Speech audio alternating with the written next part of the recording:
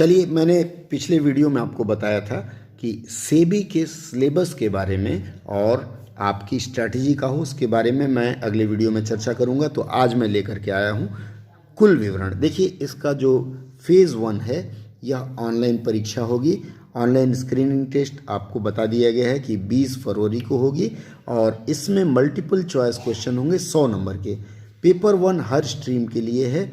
इसमें 60 मिनट अर्थात 1 घंटे का पेपर होगा। कुल 100 अंक होंगे और कट ऑफ रहेगा 30%। 30% से अगर कम आप लाते हैं तो आप बाहर हो जाएंगे। इसमें पूछा क्या क्या जाएगा?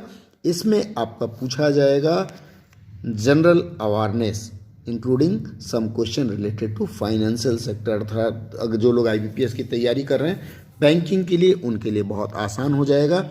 और उसके बाद आएगा इंग्लिश लैंग्वेज। इंग्लिश लैंग्वेज के बाद आएगा quantitative aptitude and test of reasoning. ये सामान्यतः हर परीक्षा में रहता ही रहता है। अगर आप इसको कट ऑफ पार कर लेते हैं 30% से, जो लोग अधिक पार करेंगे, फिर उनको पेपर 2 के लिए बुलाया जाएगा।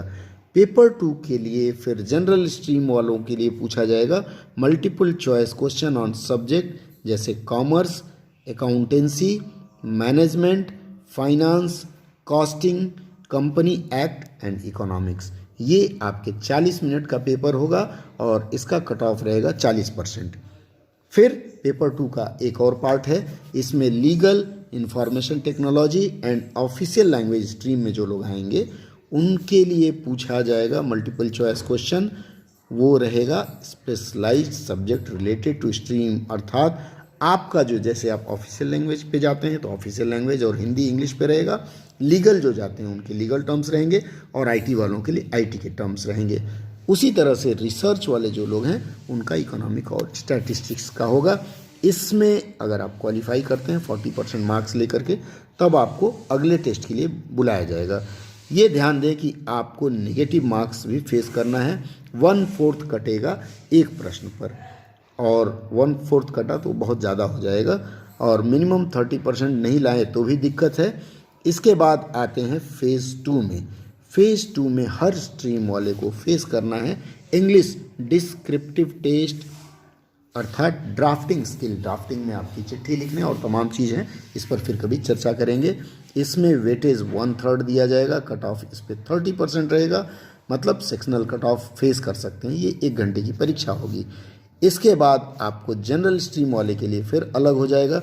जनरल स्ट्रीम में जैसे पेपर 1 में हुआ था, commerce, accountancy, management, finance, costing and company acts पे रहेगा। 40% कट ऑफ रहेगा 40 मिनट का। 2/3 इसको वेटेज दिया जाएगा। इसके बाद फिर आता है रिसर्च के लिए, जैसा पेपर 1 में था उसी तरह से 40% कट ऑफ रहेगा 40 मिनट में 100 प्रश्न। और लीगल और ऑफिशियल लैंग्वेज का भी उसी तरह से होगा। इंफॉर्मेशन टेक्नोलॉजी का भी उसी तरह से होगा। और इसके बाद इन्होंने एग्रीगेट कट ऑफ रखा है 50%, अर्थात 50% से जिनका कम आया वो लोग इस फेज़ से बाहर हो जाएंगे। और इसके बाद फेज़ 2 में जो लोग सफल होंगे उनको नया हॉल टिकट दिया जाएगा और फिर आपको इंटरव्यू अर्थात फेज़ 3 के लिए बुलाने की प्रक्रिया चालू होगी। अब इसमें इंटरव्यू में देखिए लिखा हुआ है only the short listed candidate will be called for interview और application fee shall not be refunded. अर्थात आप शॉर्ट लिस्टेड नहीं हुए तो आप आशा नहीं कर सकते कि आपको पैसे वापस मिलेंगे। इंटरव्यू आप हिंदी या इंग्लिश दोनों में दे सकते हैं। Weightage of marks obtained in phase 2 will be 85% while marks obtained in shall be, मतलब इंटरव्यू में जो नंबर मिलेगा उसको वेटेज 15% का दिया जाएगा। चलिए जरा हिंदी वालों के लिए देखते हैं फेज़ 2 के लिए क्या सिलेबस है। फेज़ 1 और फेज़ 2 दोनों के लिए इन्होंने दिया हुआ है। सबसे पहले पूछा जाएगा राजभाषा नीति भारत सरकार की, उससे संबंधित प्रश्न होंगे। हिंदी से अंग्रेजी में अनुवाद होगा। इसमें शब्द होगा, वाक्यांश होगा और वाक्य होगा, टर्म्स, फ्रेजेज एंड सेंटेंसेस।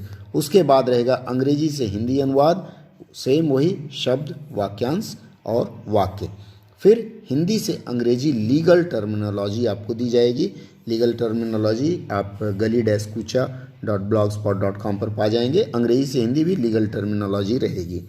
उसके बाद हिंदी से अंग्रेजी में प्रशासनिक, बैंकिंग, पूंजी बाजार अगर अंग्रेजी में सुने तो administrative, banking and capital market, अंग्रेजी हिंदी दोनों में यह रहेगा। उसके बाद आते हैं फेज़ 1 और फेज़ 2 फॉर ऑल स्ट्रीम, ये राजभाषा वालों को फेस करना है। इंग्लिश राइटिंग स्किल देना है, उसमें लिखा हुआ है देखिए, the paper on English shall be framed in a manner to assess the writing skill. ये शुरू में ही बता दिया गया है कि आपकी राइटिंग स्किल अर्थात expression and understanding of the topic, इसमें आपको प्रेसिज राइटिंग, एस्से राइटिंग और कम्प्रिहेंशन ये दिया जाएगा। अगर आप इसका सही हल कर पाते हैं तो परीक्षा में सफल अवश्य होंगे। अगले वीडियो में फिर कुछ और जानकारी लेकर के आऊँगा, तब तक आप लोग बने रहिए हमारे साथ। बहुत बहुत धन्यवाद।